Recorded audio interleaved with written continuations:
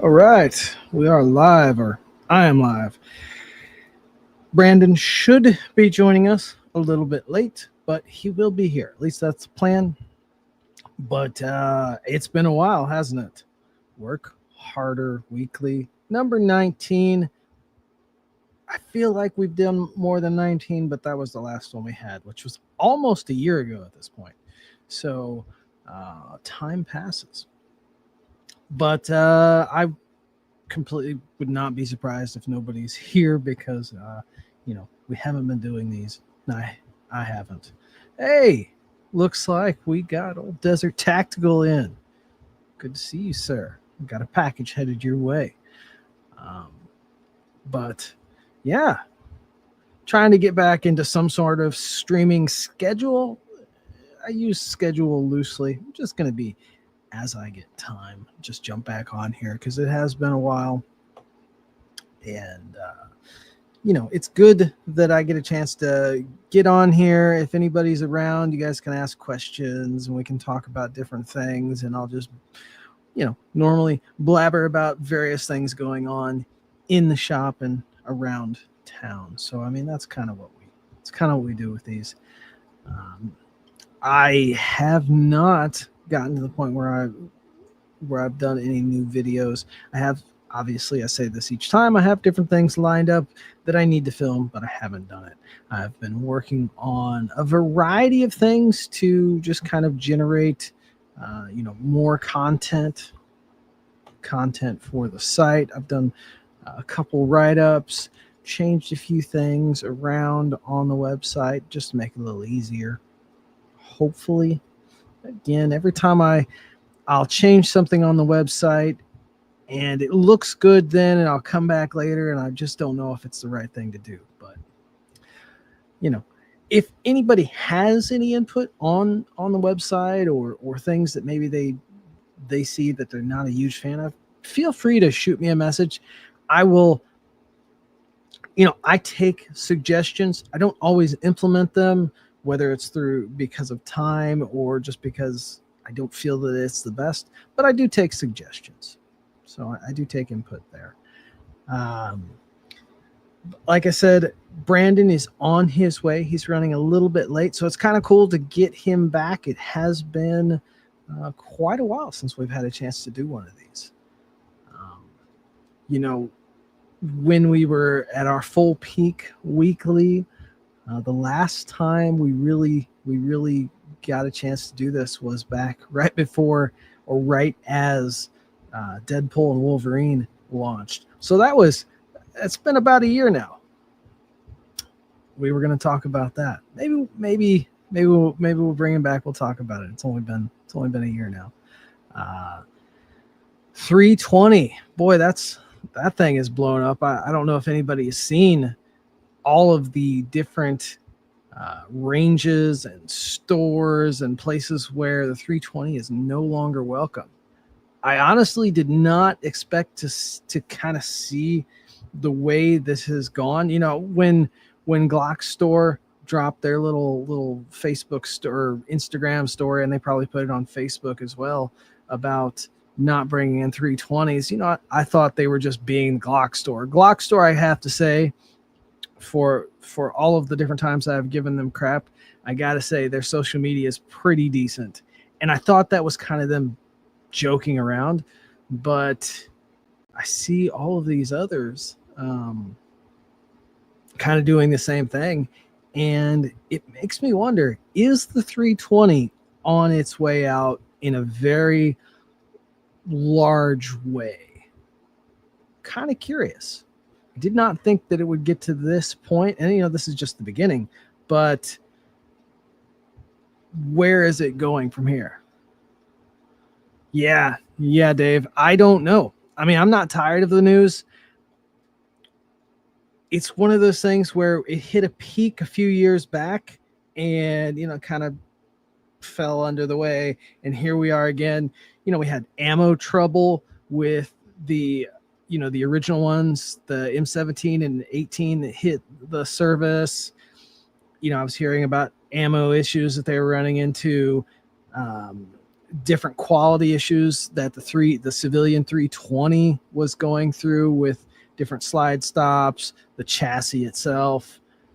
And then it really seemed like the 365, once it got its initial teething issues out of the way, they put out a bunch of 365 varieties, and they kind of dropped the 320 out of the spotlight, at least from what I saw. And then all of a sudden we're seeing this again, the 320, shake awake feature, if you will, going off in various police holsters. Now we've got this one with the Air Force. It definitely makes me wonder, where is it going from here? Wanting to build one. I'll tell you, when the 320 won the contest for the military, I thought, you know what? Let me grab one. Let me play with it. And initially I thought maybe I would get into the 320. I built one. I played with a variety of springs, offered a spring kit, and really there for a while, I had some hope for the 320. It shoots fine. The trigger is not great. It's light, but I will tell you one thing. When it comes to the feel of a trigger, I would rather one that was a bit heavier, that had a good feel to it, versus one that's just that's light and just, it just doesn't feel good. There wasn't anything I could do to get it to feel good. I could make it lighter. I could reduce some travel to it, but the actual feel and break of the trigger just always left me unsatisfied. It just meh. So I still have a 320. I have one that I keep around, and I look at it from time to time, and you get different waves of 320 videos that come out about its safety, and I go back and I look at it and try to replicate some of the videos. I haven't done it this last time because for the most part I have put the 320 out of my mind. I have a prototype of a 320 trigger shoot that I was planning on doing 5 or 6 years ago, but after the first wave, I'm like, I'm going to wait this out. And I did. And I'm glad I did, because from what it's kind of looking like, I think the design may not overall. I think there's an inherent flaw in the design, but it seems to be with different, because it seems that they have different manufacturers and different runs of parts that they get. And I think it's a top. This is just me throwing things out there, but I think it's almost like when you see Glock tolerance stack ups, where you get different manufacturers' parts coming together, and then there's an issue. That's just my thought, without deep diving into it like some of these other places have. But it seems that they've had different manufacturers of parts that have come through a variety of times throughout the years, and with different tolerance stack ups, different manufacturers' parts coming together, that you're seeing an issue. You might have one that's completely solid and will be for the entirety of its life, or your life, depending on what happens. But that's kind of what I'm seeing, or at least what my thought is. But I honestly don't know. I'm just kind of watching it at this point. Dave, M18, a few years ago, my neighbor ended up going up that same store, and he bought it. Since he's my neighbor, he wasn't aware of the issues. Wow. Yeah. Again, yeah, that was cool of you to at least let him know. Even the manual safety isn't something that's going to change the issue of this. So again, what do I know? I don't know a lot. I know that the 320 that I have does not seem to be affected by this, and I have beat on it. I have thrown it around. I've played with various combinations. It seems okay.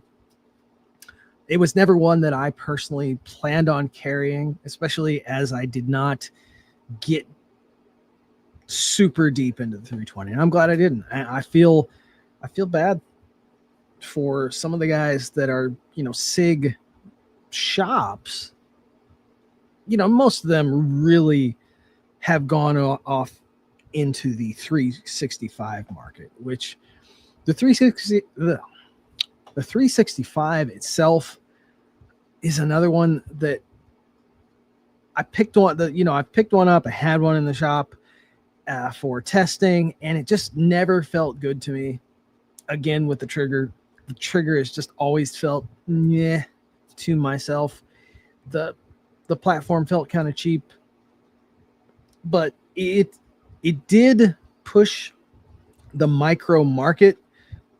G43X, before that was just the 43. Actually, no, I'd have to look back, but the 43X does have, it pushed the capacity of micros to go beyond 6 or 7 rounds. And so if anything, there is that for the 365. A lot of people like them. It's just not, it didn't feel good to me. I got rid of the 365, did a spring kit there for a little while, but once they sold out, I really was out of it. It just was not the gun for me. Franken Dagger doesn't have shake awake. That's a good thing. Can you explain trigger bar drag in regards to contact between the trigger bar and the frame? Well, I mean, right there, Dave, trigger bar drag would literally be on some, or because as I've said before, with a Glock trigger bar, it's metal, but it's actually kind of springy. It does have some play into it. And that trigger bar runs on the side of the magazine back to the trigger block housing. And depending on the weight of your trigger, or even, a variety of different things, maybe even the way you're gripping that pistol, there can actually be that trigger bar can actually spring out and push against the frame, or it could just literally, because of different tolerances, have some drag against that frame there in the magwell area. So, I mean, trigger bar drag, that's what it is. You can look for it and see it between, you can add grease. If you can't visually see where it's been dragging on the frame itself, if you want to see if there's drag, there's machinist dyes you can use. You can spray it. If you really feel like there's a lot of drag in there, you can really get in there and check and see. Most of them, you're not going to have too much drag, but there are different Glock clones that can have issues, different aftermarket parts that can throw things in there. But I don't generally see that as too much of an issue in any of the builds that you would really have to have some cheap parts or some really off-spec parts for that to drag in that area to the degree that you're running into issue, or you've run it so dry and so dirty that carbon has built up in that area. So, I mean, it is a possibility, but it's not a massive thing. Not something I've run into in at least my, experience. So, what else? I think that's the issue you're having. Was that with your SCT 43? Well, take a look in that area for wear marks, either scuff marks or wear marks in that area on the trigger bar or on the frame itself, if that's the one that you're referring to. There was something I was going to bring up. One of the things that I'm working on doing is I'm either going to set up, and I fought against doing this for a long time, but while I have a little bit more time to work on advertising, if you will, or just getting more involved with everybody, is either setting up a Facebook group or utilizing the current Tactical Pontoon page for, where you guys can post more of your pictures so that they can be shared and we can talk, basically more engagement with one of the Facebook groups, either the current Facebook page or creating a Tactical Pontoon group. It's something that I didn't have time for before, but I have a little bit more time now, and I'm thinking about doing it. It's with the 320x10, there's so few. There's so few of the 45s. I haven't heard anything, or 40 or 10 millimeters, but Canic trigger, maybe eventually, probably not anytime soon. Maybe. It's going to depend on where Brandon goes with disruptive defense. If we've talked about a Canic trigger shoe, it could happen. It's not really top of the list, but it could happen. Maybe. But as for the X10, there's so few 10 millimeter models out there in comparison to the 9 millimeter. I personally have not heard about it. So, there we go. Tactical Pontoon Tech and Show. Yeah, something kind of in that arena, because the goal is, oh my goodness, it looks like we've got Brandon here. I'm going to add him up on stage here. We can begin the show proper now that we've got both of us here. But like I said, the Facebook idea is something that I've been throwing around for just a little bit, just so that we can kind of get more of a group together. And Brandon is live. Hey, Brandon. What's up, man? Oh, man. Things are good. We were talking about 320 stuff, really. Have you actually, before I go down that rabbit hole, because that's a deep one, is I was asked about a Canic trigger shoe, and I told him it wasn't directly on top of my list, but it's there because obviously I'm here to support, that's kind of more of, that's a lot of your base is Canic, and we've talked about it. Yep. And I know you've got a lot going on with the compensators and the optics plates, which obviously your let's see, version 2 on the optic plates and then version 3 on the comps, right? Yep. Yeah. Awesome. Yep. How are they doing? I know you've been you kindly getting them rocked back out, because last year and this year has been a long pull for you. That's kind of the reason why we tapered these off. I know I was getting busy with my stuff, and I know you were just slammed working on all of that. So yeah. So I mean, now everything's smoothed out pretty well. Still very busy. People love the comps. People love the optic plates. The rear sight, the optional rear sight attachment's been extremely popular. And things are moving well, man. We had our bumps, had our bruises, but that's what happens when you're trying to do stuff that has never been done before.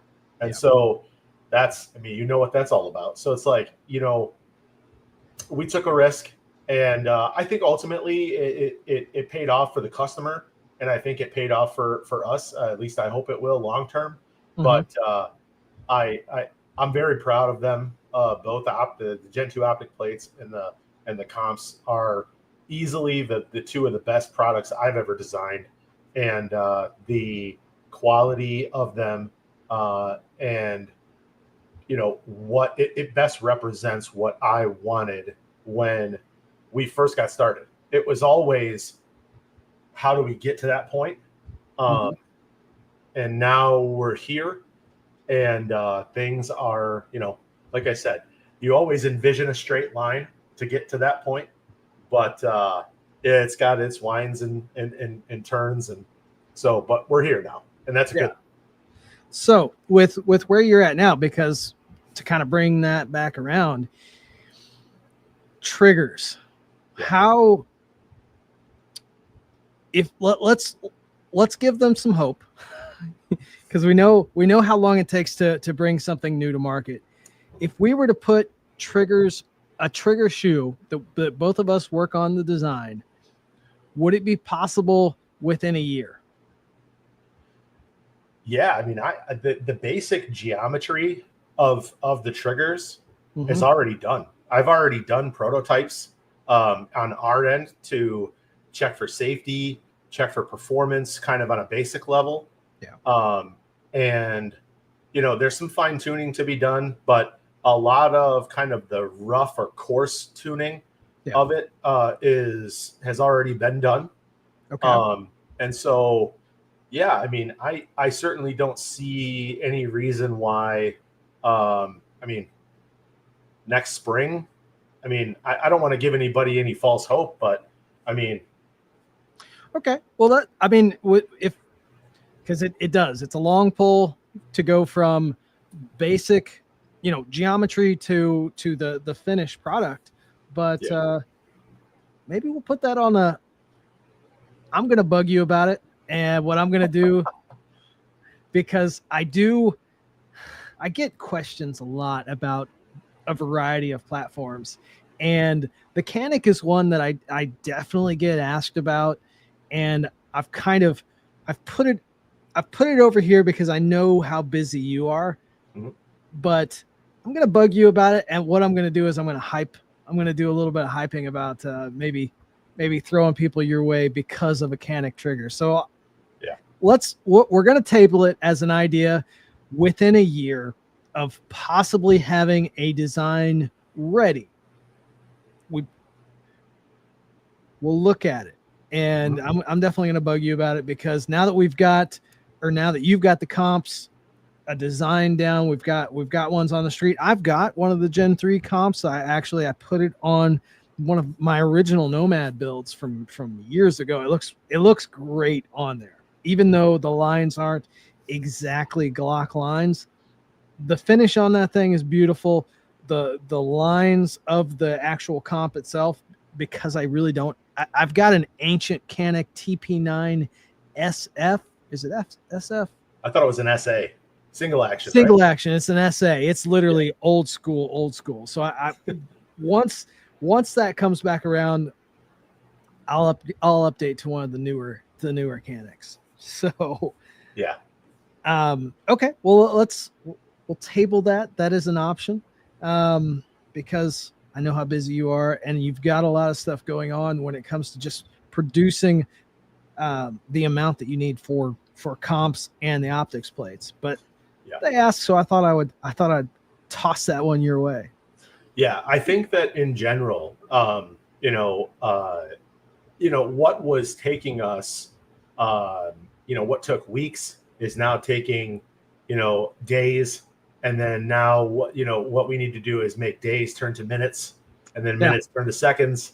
And then we're doing good. So we're doing a lot of investing right now in equipment, trying to get things, one, quality control has been huge. It's been a problem, not only with our side of the manufacturing side of things, but also on having to deal with a very large tolerance range within the Canic manufacturing process. Yeah. So that's that's something that we've been working hard to try to really be able to dial in here in-house. So there's a lot going on. But right now, the good news is we're working with some outside vendors as far as getting some of that stuff streamlined for now, while we kind of reinforce the back end with in-house manufacturing and such. So,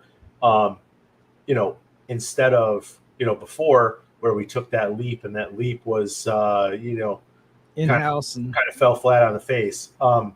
Now we have support for the high volume, and then on the back end, we're getting prepared to take that over in the near term, but I don't necessarily want to say short term. No, I hear you. Yeah, and it's a lot of investment, that's for sure.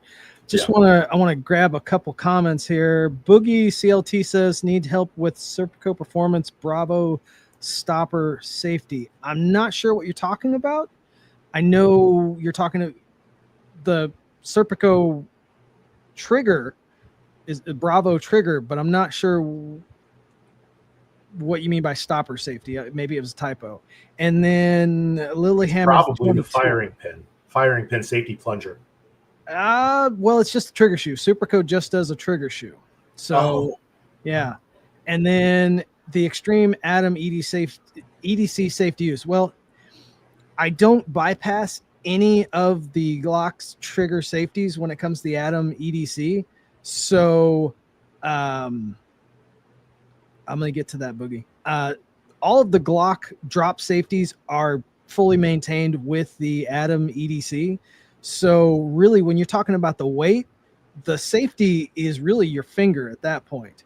It doesn't change any of the drop safety, any of the dynamics of the drop safeties themselves. So if you're talking about the weight and safety, really that has to do with your own personal, ability. So all of the actual safeties are there. Super safe. And let me go back to Scott 79. The G41, that would be the hammer system because the 41 is the 45 caliber. Yes, that would be the hammer system. Super safety. I don't mess with any of the super. You're talking like forced reset, super safety crap. It's not really in my wheelhouse. I don't mess with the FRT triggers, super safeties, or anything like that. I have enough fun dealing with triggers for safety, actual safety, and accuracy that I don't play with. People ask me all the time to do the FRT stuff, and I could make a lot of money doing that. There are guys that are 3D printing that crap all the time, and there's money to be made in it, but it's not for me. It's just not my wheelhouse. I do apologize for that.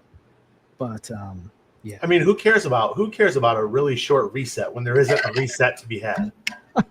Hey, I love wasting some ammo. I love some full auto and that sort of thing. I really, really do. But aside from the regulatory issues that may not currently be in place but could be eventually, it's not for Tactical Pontoon to play with. I get enough anxiety about what I already do, and then all of the issues that just a good trigger could bring into the basically all the different tolerance stacking that just a regular trigger brings into play, let alone any sort of forced reset, because there's some extra tuning that needs to be done. It's just I'm already there when it comes to my time. So unfortunately, I don't have any insight for you on the FRT or super safety. I do apologize for that, but it's just not my wheelhouse. I'm pretty sure there are guys out there that in videos for that. I just am not any help there. I apologize for that. And I've been asked by multiple different people that are 3D printing those FRTs to build a trigger and have one designed, but it's just not in my wheelhouse. I enjoy money. I do. I enjoy the time, and part of me is like, but it's just not for me. I really have a passion for what I do here with the triggers that I build, and it's not about just straight out money, or I would have inexpensive parts all over the website and lined up, but it's just not for me. I am in this for an actual reason. So that's my soapbox for it. And but anyways, back to, let's talk 320, because you and I, we've both been busy. This 320 stuff happened last week. The big one with the airman who just lost his life, very possibly because of the M18.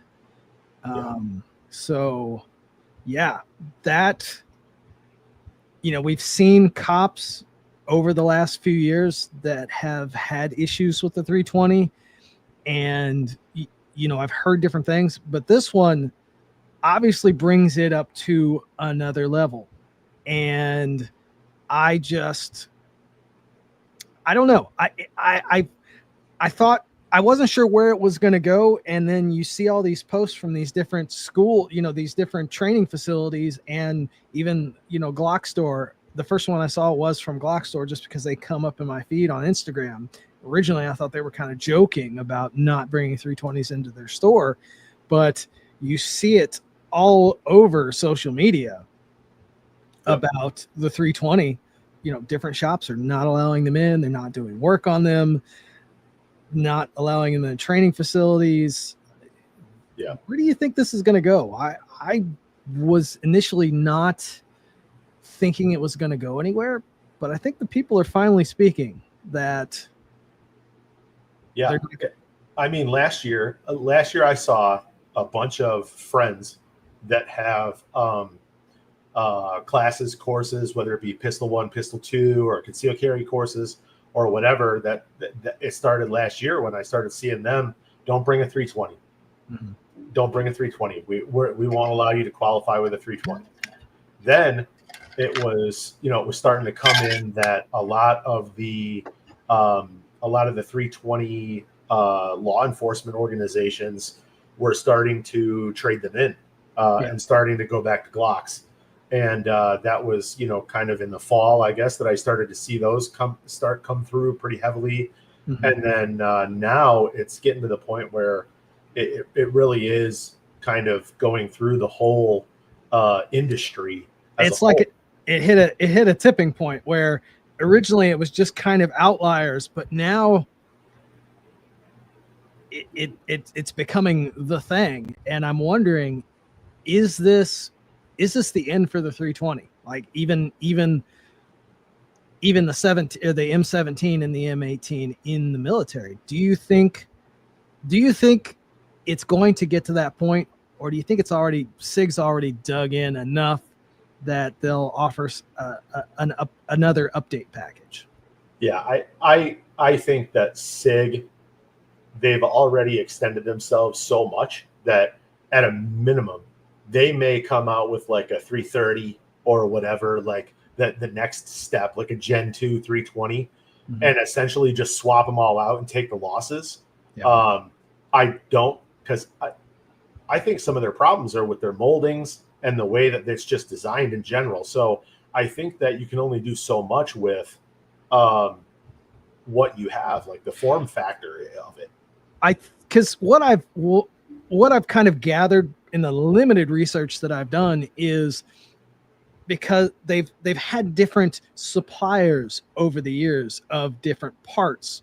Same, whether it's, let's say they had a sear design and they had 5 different suppliers of this sear and different parts of the chassis and that sort of thing. And it's almost like it's been tolerance stack ups over the years of different parts. And because you got people that have a 320 that's just solid, and they'll depend on it and they rely on it and they love it. And then you've had some of these outliers that have had shake awake issues that so maybe the actual design itself maybe has a flaw that because of different tolerance stack ups you're going to run into this issue. But I'm wondering, are they going to finally take it on the nose and say, hey, something's wrong with the 320, and like you said, create the 330 and then, or just drop it all together? Or do you think they're just going to keep running the same line of there's nothing really wrong with it, and then quietly introduce, an update package to the M17s and 18s that are already in the field? I'm just kind of wondering, because SIG does have massive pull with the military. They're designing a lot of things. They're kind of ingrained in the U.S. military at this point. Yeah, and I think that if they come out and they publicly say, hey, there's something wrong, then they're opening themselves up for massive lawsuits. Just from that alone. So I don't know if there's going to be kind of a public apology or a recall type situation, but I do think that maybe they say, hey, we're going to give away these different parts, different frame, modular, whatever modules or whatever it is. Yeah, or do like but we need you to a sign voluntary. This. Yeah. I think something is going to have to give for sure. They may not outright. I'm sure they have 3 teams of very expensive attorneys and have been working on this for a while to come up with the right thing to say so that they have the least amount of liability, because they are, they're a massive corporation and they're only going to eat so much, and they have enough people on their back that something has to give. But massive change, probably not. But then again, who knows? I mean, who would have thought that the Budweiser, the Bud Light thing would have gone as big as it did last year? Yeah. So, and I mean, it's interesting. We live in interesting times when it comes to this, between social media being a force for bad and a force for good. So I don't know. Let's see. Wonder what routes the influencers that push SIG. I'm interested to see that too. I don't follow as many of the big ones as I used to, but a lot of them have been fairly quiet. Yeah. I'm going to go back up to Lilyhammer 22. He asked about purchasing the rounded safety plunger. It's not going to mess with any of your safety features. It's just going to smooth up the pull, that first stage before the break. So for an EDC, you would be perfectly fine. All of mine run those that I have for EDC. So it's kind of up to you. It's just going to smooth up that first stage before the break.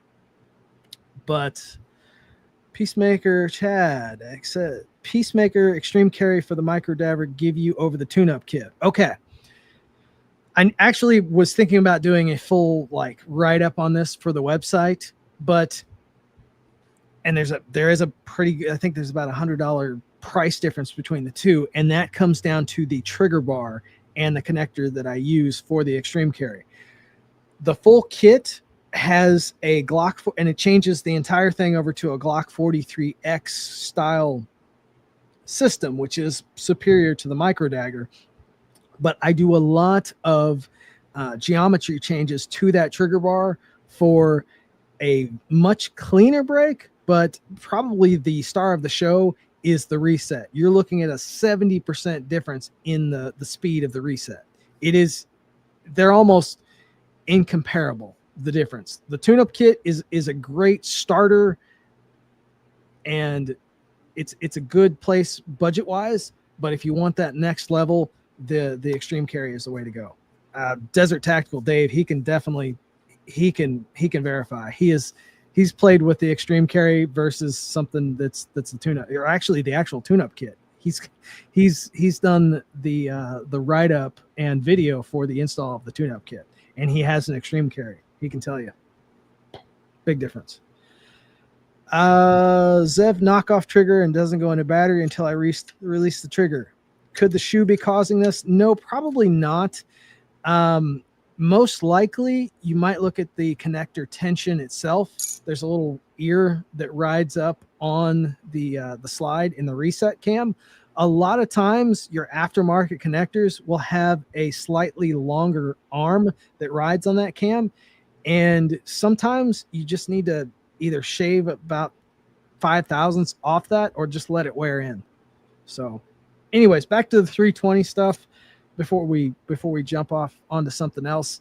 I'm interested to see where it goes, because it's been a saga for a little while, and I don't feel like the 320 came out to any sort of real fanfare. It was almost instantly that there were problems. The drop safe issues and all of that, it seemed like it was really, really quick because I remember being at SHOT Show, Mm-hmm. hearing about the 320, and I remember by the time I got home, people were having drop safe problems already.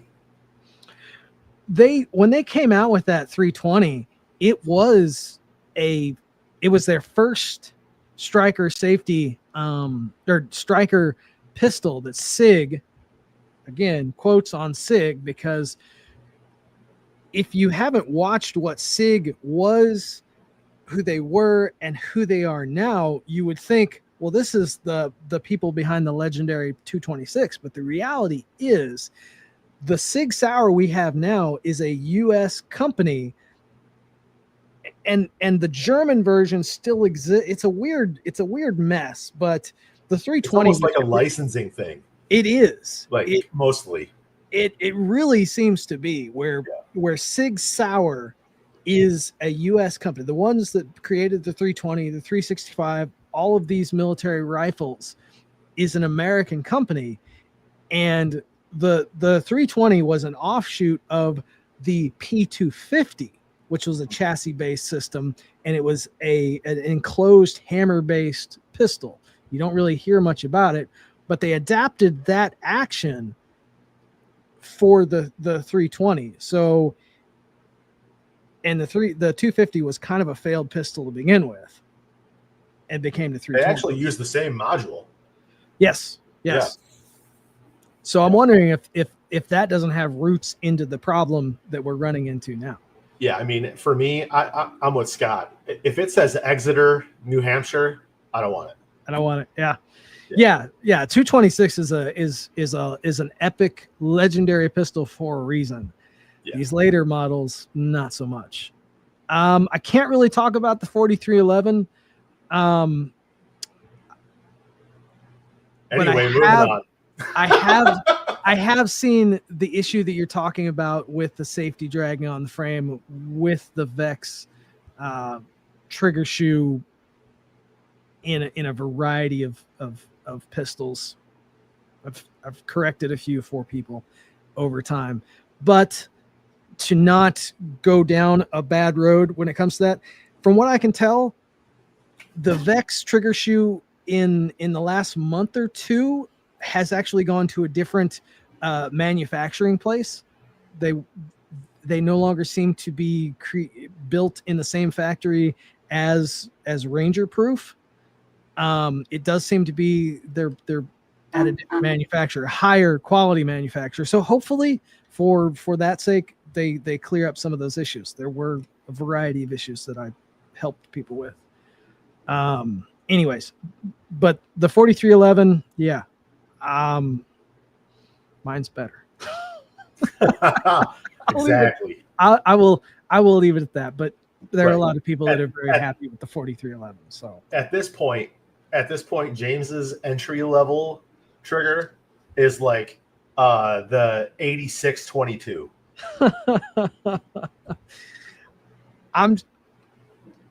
I'll say it. It's fine. I don't. You can say it. I will say I don't stand in anybody's shadow unless they. Well, he's probably taller than me.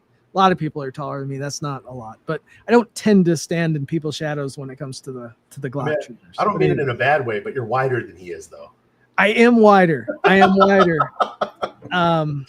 So yeah, I am definitely wider, especially down low. Not that low. Anyway, see, I miss these. But okay, we've 320'd ourselves out. We'll see how this goes. I'm definitely interested to see how the 320 plays out. It's been a heck of a saga, and I think we're just beginning, or it'll just all get buried. I don't know, but it's good to be back, Brandon. I gotta say, we need to at least once a month get back to these. I agree. I have literally, last year we both were kind of under the gun in both of our different aspects of business. And this year's a little bit different. It was good to go on hiatus. I needed it. With you being as busy as you were, handling all of the different bumps in the road, I found it easy to make excuses for not jumping on camera again. I really did. and I missed it. Yeah. So here in the last 2 or 3 weeks, I think they were both on a Wednesday, like just randomly Wednesday evening. I had some time and I jumped on a couple times to just let everybody know I'm still around. The channel is not dead. I did a couple videos earlier in the year, one before SHOT Show on the RXM, and that's a platform. Ruger makes great revolvers. Okay, they really do. They're a good The SB company. 101 is fantastic. The Red Hawk. Red Hawk, yeah, beautiful. They make some really good revolvers. Their semi-autos are what I call, they make great hammers that also shoot bullets, because they're almost like yeet cannon. Oh yeah. You're talking about High Point. High Point. But they use quality metals, but why their stuff is so heavy, I don't know. Okay. So they make good clunky semi-autos. They're overall pretty good. My buddy Scott, who's probably watching this, he's got, a couple of his EDCs are Rugers, and whatever. They make great hammers that also shoot bullets when it comes to semi-autos. And then they just randomly threw out the RXM as a chassis-based Glock clone. And all, good for them. It's inexpensive, but it does have some problems. I did my initial, research on it, looked at it. I got some heat for comparing it to another chassis Glock clone, which is obviously the Zev, and people didn't like that I was comparing them, and I preferred the Zev. Yeah. But it didn't come down to price point, and as time has gone on, it's not price point. There's some quality issues with the RXM. It's inexpensive. It is stupid cheap for an RXM. Have you seen the RXM? Yeah. Kind of out there? Yeah. It's I had kind a of chance to shoot one not too long ago. Shoots like a Glock clone, and it's not. It's if you absolutely have to have a chassis and you don't want to spend a lot of money and you just want a Glock clone, I guess go with the RXM. Overall, it's decent, but if you're looking to actually build something worthy and have to have a chassis, I still recommend the Zev. The reason being, they cost cut, but also shot themselves in the foot by not using more Glock parts. If they had used one major Glock part to create their chassis, which would be the trigger block housing, instead of their little homunculus looking thing that they got going on there that helps hook it into the frame, I think they would have been better. But the reason why they didn't is if you pull the slide off, and we've been down this road, we can't show gun parts on a live. They'll kick us off. But if you pull off the slide and you look down inside there, there's a major missing component. And I didn't notice it till we ran into issues. The Glock trigger block housing sits in a little pocket in like P80s. Remember the P76 where you had to mill out that pocket so that trigger block housing would actually sit down in there? Yep. Well, their chassis doesn't have that pocket. There's no wall between the trigger block housing and the magwell. You would think, okay, what does that matter? Well, that wall can actually help keep the ejector from sliding out of the housing. Makes sense. Well, the Ruger trigger block housing, which you can actually buy, you can buy it. However, they don't sell one key piece. There's a little plastic piece, little pin that fits in that trigger block housing that holds the ejector in. Oh, okay. It's a separate piece. They don't sell it on their parts section of the website. That sounds terrible. It's a horrible, bad choice and you can't buy it.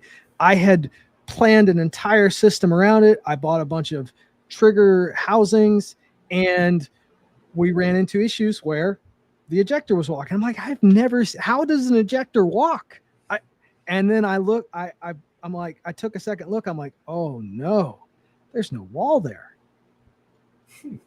And I looked at my initial, housing, which was not having any issues. And there's a little plastic pin that fits in front of the ejector that is not available. So it basically limits the drop in or capabilities for myself to build somebody a trigger. They actually have to send me their components that I then have to modify because I can't buy that little pin. Now I could probably 3D print one eventually, but honestly, I kind of feel like the RXM's a wet fart. I don't feel like it's going very far. Icarus did an aluminum housing for them. People got excited. Your people who got them for free got excited, put pictures all over the place. And, but I really have not seen a lot of demand or even traction on RXM sites, Glock site, Glock groups for the RXM. Yeah. So I'm really not going down that road of actually creating a whole bunch for them. I've got a drop-in kit for just to tune up their parts, replace some stuff, but really not going to see much in the way of extra parts for the RXM. Yeah, I mean that's the problem. You got the Dollar General of Glocks, and it gets outperformed all day by the daggers, in my opinion. Yeah. And I get it's a chassis system, so there's a want there, but at the end of the day, like there's modifications you can do to the dagger system or whatever, or you can make yeah, it. Because and I get on the soapbox when it comes to the chassis system, where I grew up with 80s and 90s action movie. You got the guy comes in, he's got his briefcase, he opens it up, he screws on, he builds his weapon there, and he does his business, and then he flees. And I'm like, man, that's really cool. You get the games where you build your weapon up to your specification. But the reality, and that's where the chassis system comes in. You've got this one little main piece, and you've got all your little grip modules and different slides that you can build up the exact weapon that you need for your mission, which nobody has sent me a mission lately. I'm still waiting for Phelps to send me a mission. But the other part of it is, most of the time, people buy these chassis systems thinking that they're going to have this multifaceted weapon that they can build for whatever their need is. Yeah. But let's be honest. Most of us are collectors, and we have different builds for different reasons, and they stay together. So we build something, and then we build the next one so that we don't have to go and assemble it, and we can just take it to the range. Because for the reality is that chassis system is neat. Even the Army runs into this. You can't, they don't, they build it one way, and it pretty much stays that way. The chassis system is a neat idea. It sells a lot of weapons. I get it. But for the most part, we build one way, and we build another one for the next one. Yeah. I mean, how many people are going on, they're going on GM's site or Ford's site or Dodge's site or whatever, and they're ordering a vehicle exactly to their specifications. Yeah. It happens, but it's not common. Most people will go to a dealership, or they'll go to Facebook Marketplace or whatever, and they'll go and find one that fits what they want as best as they can, and you deal with what you got. And that's the same thing. And you know what? I might have a summer vehicle. I might have a winter vehicle. I might have something that I go get ice cream in. I have an off-road truck, whatever it might be. Same thing with pistols and rifles and all that other stuff. You have more, like you said, mission-based, or needs-based platform. Yeah, you'll have a dedicated platform that you use instead of having one that you rebuild each time. Modularity is cool. I think in theory, it's cool.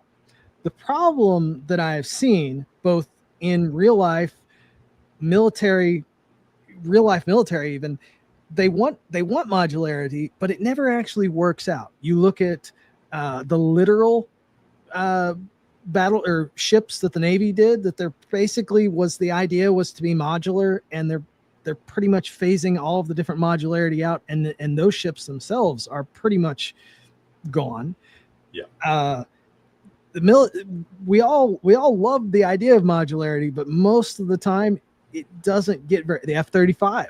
There's another one. Modularity was built into it. You've got 3 different versions. One that's a short takeoff and landing that drug the entire program down.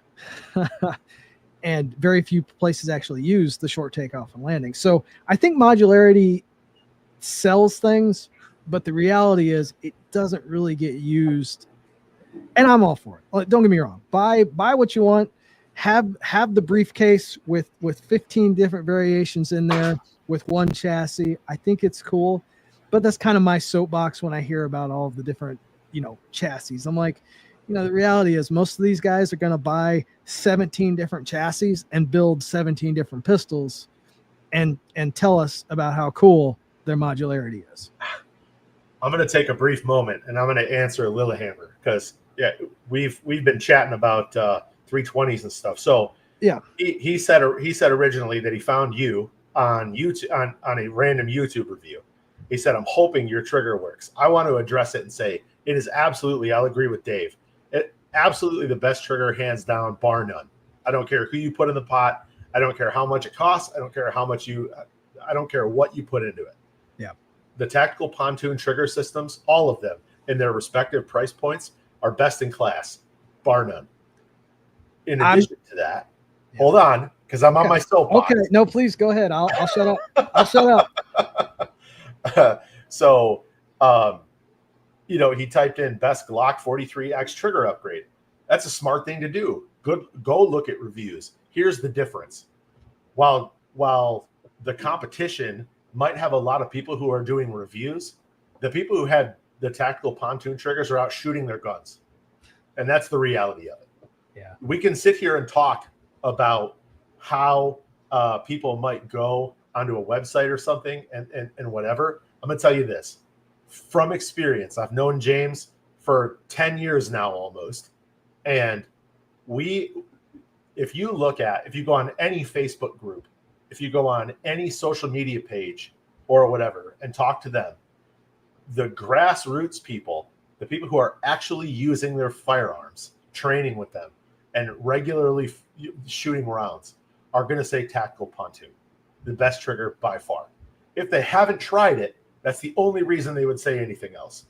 That's a guarantee. They'll usually bring up price. Oh, okay. I mean, sure. obviously.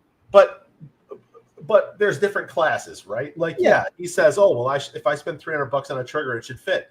Yeah, it should. I will say this, that the higher the price point, the more custom tuning there is, which means it does rely on, tolerance stacks and stuff of your individual pistol. However, there should be, some level of performance out of the box, and then you can kind of tweak it from there. Or some customer service behind it other than just send it back. I don't know the entire story. I spend a lot of time, helping people. And then I have, different videos here on YouTube that are linked on the website because as you said, custom stuff can require a little bit of custom tuning to finish things off. It's just like cars, it's kind of my background is, working on, higher performance cars. At least that's what I believe. But reality is they're kind of factory-ish. But bullshit. I'll say bullshit on that. I do love some cars and then aircraft as well. That was another, part of my background. So, there's a lot that goes into that. I'm not going to toot my own horn too much. I do enough of that by sending out stickers with my face on them, which are part of any. Oh my goodness, I got so many stickers. I got so many of my face. People think that I'm just full of myself, but and that also that comes with each and every trigger system. You get some stickers, but yes, I try to make sure that they're ready to go outside, as soon as they get put in, but especially the higher end stuff, not so much the slim lines like the G43X or the Micro Dagger, but when it comes to double stacks with my Viper system, the former Leonidas system, and the Heisenberg, sometimes there's a little tuning that gets involved to make sure that it's right, but it is a high performance trigger for a high performance build. So you do need a little bit of knowledge and skill in order to tune it correctly. Yeah. Yeah. And there's definitely people out there like Johnny built a very big business. Lots of people like him. Oh, yeah. And he's got a hell of a personality. And so, kudos to him. Okay. I owned a custom gun shop for a long time before disruptive defense ever even started. And I had both of their triggers. And that's actually how I met James. I was like, holy shit. This is like night and day different. And all of a sudden, people are coming to me and they're saying, oh, well, what do you recommend? I recommend this. Okay. So then over time, when we were doing builds in the shop, mm-hmm. We were working on triggers and they were getting triggers and James was sending me stuff. And, then that was kind of how we kind of kicked it off there. And Johnny's a friend of mine on Facebook anyway. Right. He's on mine still. I could text message him tomorrow and we could talk. We just haven't in a while because we're both busy in different respective ways. And yeah. I respect Johnny. I watched his videos and listened to him before I even got into any of this. Yeah. I never thought I would be doing triggers. Honestly, never. I thought this all started, Tactical Pontoon started as a YouTube channel to kind of have another hobby outside of cars and do YouTube reviews of various items. And next thing I know, I'm pissed off with triggers and wanting a good Glock trigger. And I fell down a rabbit hole. And next thing I know, I've sent out a trigger that I was really happy with to Tactical Toolbox, Jonathan, and not even expecting any sort of review. And it happened. And here I am building triggers on a daily basis. So you never know where things are going to happen. And I don't know where I was going with it, but man, you never know where things are going to happen. And we met through like you said, building triggers, and then a group that we're no longer a part of, thankfully. And man, what a road it has been. Here we are in 2025. It's almost been 10 years of Tactical Pontoon. Go figure. And my goodness, you went from amazing Cerakote work, by the way. Amazing Cerakote work. I still, when people run into issues, I'm like, man, I know that you'd probably be able to help them. I was actually talking to a shop today who's been having issues, and I almost recommended him head your way, but I know how busy you can be, and it's been a few days since you were full blast with Cerakote. Yeah, actually, I just for the hell of it. So I took in a couple of jobs for some old customers that we had, mm-hmm. and I've had the itch lately, just for the creative side of things, as you can tell. Like, I haven't done it in a little while. I take a job here and there every once in a while just for friends and stuff. So I had a long-time customer. He was probably one of our first 20 customers back in 2015 who brought me a rifle, and he contacted me because he sent it to he sent a couple of full rifles to another place in the area that we were in before that popped up, and Yeah. he sent me pictures of it. It was absolutely miserable. It was so awful. Ah. And he was like, listen, I'm not asking you to do this stuff forever, but I just need you to fix these for me. So I just got them, and we're gonna make them look good. It is truly an art. I am not a painter. I ran, part of my duties was overseeing one of my duties was the paint shop. And when I took over as supervisor over that area too, I used to think, paint, it's an easy job. They spray it down, they clean it, they tape it off, they spray it down. I knew it wasn't for me. But aside from the machine shop, the paint shop had one of the most difficult jobs to make things look good. All of the different steps and processes and, atmospheric things that can happen unless you have a dedicated paint facility. And even then, there's things that come in with that. And Cerakote falls within that same lines, where it is truly an art. It takes some serious knowledge to make paint look good and then adhere and stay. Yeah. No doubt about it. I truly have nothing but respect for guys that lay down Cerakote. Yeah. And speaking of, I'm gonna sidebar real quick. Jump in there. I know he's not watching, but at some point in time he might. Shane Quintero, bring it back. You need to get your ass in the shop ASAP. Damn right. Quintero Customs has got to be brought back to life. I am ready. I am ready for Shane to come back because we miss him. Dude's a beast. When I first started, Shane was one of the people that helped put me on the map and put me in a bad place.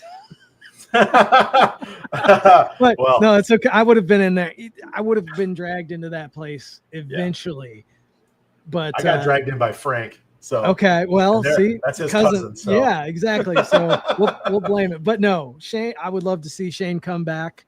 I am excited to see the progress. I haven't been active in the group for a variety of reasons, because I know I'll get sucked in, and I'm just mentally not ready to jump back into a lot of conversation. Yeah, because I have other conversations all over the place. But no, I am ready for Shane to come back, and I have nothing but support for him. And he may not be watching this, but he needs to know I'm ready for him.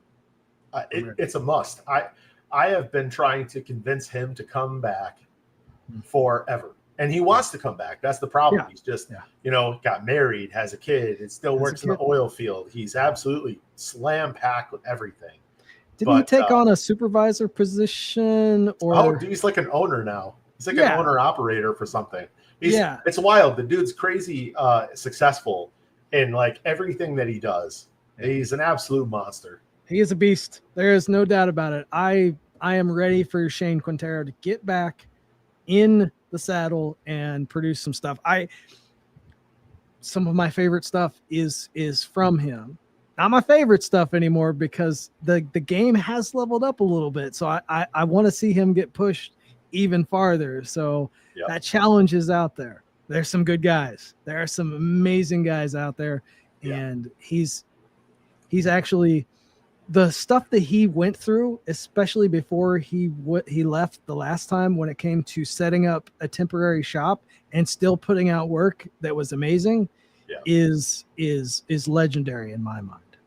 For sure. I mean, he probably single-handedly brought in dozens of companies because of his. I mean, he had tons of posts go crazy on Instagram. Yeah. Tons of posts go crazy in a lot of those Facebook groups, the Glock groups and stuff. Him and Frank doing some collaborative stuff. Dude's he's an animal, and you can't, like, he's the nicest guy ever. Yeah. Unless you're on his bad side. Yes. Oh, but that's the kind of guy you like, man. It's yeah. He's fiercely loyal, I guess is probably the best way to put that. Yeah. Yeah, I was sometimes afraid to tell him things that, because I'm like, man, I don't need this to get blown up. Don't say anything, Shane. Shane's like a rabid dog. Yes. Like his dogs. when Yes. they're when yeah, he is like Savage. his own dog. Savage. I can't wait to see him back. I need to actually message him again, shoot him a text message. We normally get off on like a really long conversation about me telling him to come back, and it's like, so I'll probably do that here this week. I just talked to him a couple days ago. Good. I was walking him through some new equipment. So hopefully that spurs the inspiration. I'm ready. Hopefully soon. Yeah. And no, that's exciting. I've watched the messages in the group and him, adding equipment, and I'm like, man, I am so ready for this. I just haven't jumped in there to push him because I know he's coming back. I just haven't been that.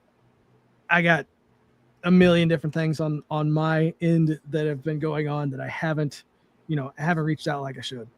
Yeah, I got one waiting for him and one for Frank. Oh, so. When he comes back, I'm gonna load him up and then send people his way. So there's no doubt about it. He's gonna have work when it kicks off, no doubt. I'm trying to think. There was something else. I can't. But we've hit the hour mark, and I unfortunately have something I need to go do. Might cause me to have a heat stroke, but I got my workout that I have to get in before the end of the evening. There you go. The sun has gone down enough that it's not blasting on me. It's outside, unfortunately. Yeah. But trying to get back on a good path. If you have one of your cars in your driveway instead of up on the lift, you could probably put some gym equipment in there. Well, now I have the smaller shop that does have all my gym equipment. Okay. But I'm trying to do something a little bit. I'm kind of going back to something I used to do that gave me tennis elbow, so I'll probably end up with that again. But I've gone with a little bit lighter weight. It's a slam ball, and I just tossed the shit out of it. I was with a 40-pound slam ball, and this was back in like 2017 through like no, this would have been 2019 through 2021. That was pretty much my entire workout, and I developed tennis elbow, and because I overdid it. But once I hit a certain point, I'm just gonna slow back down and do something else. But it's a good workout. It sucks really bad, but I'm gonna do it to kind of break and change things up a little bit. There you go. And then when I'm not feeling like when it's too muddy or too hot, I'll just carry the backpack around for a while, a couple hours. So, all right, man, we'll get to it. Yeah, got to get to it and then go eat something because that's what it's about. For sure. All right, everybody. We will catch you on the next one. I cannot guarantee when the next Work Harder Weekly, but think about it. Maybe once a month is what we're going to try to do. But if we're a little bit tardy with the on it, just hang in there. We will be back. We'll figure it out. All right, guys. We'll catch you on the next one. Sounds later. Good. See you. And